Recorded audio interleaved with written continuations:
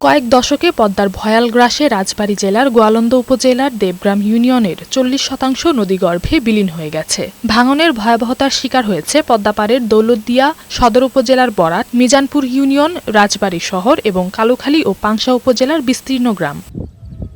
এবার বর্ষার আগেই আবারও নদী ভাঙন শুরু হয়েছে গোয়ালন্দ উপজেলার দেবগ্রাম ও দৌলতদিয়ায়। ইতিমধ্যে ভাঙনের শিকার হয়ে নদীগর্ভে বিলীন হয়েছে কাঁচা পাকা ধান, পাট সহ ফসলের ক্ষেত। ভাঙন আতঙ্কে দিন কাটাচ্ছে পদ্মাপাড়ের শত শত মানুষ।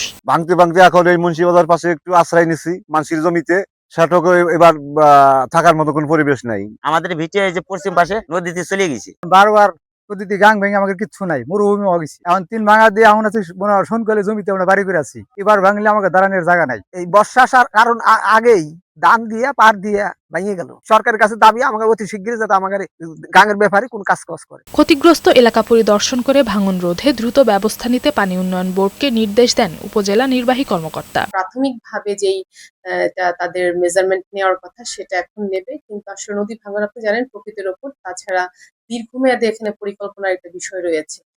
সেই দীর্ঘমেয়াদী পরিকল্পনা যদি নেওয়া হয় সেক্ষেত্রে আসলে কার্যকর কোনো যদি ভূমিকা তখন আমরা চোখে পড়ে জনগণের। নওশীন জান্নাত, বৈশাখী সংবাদ।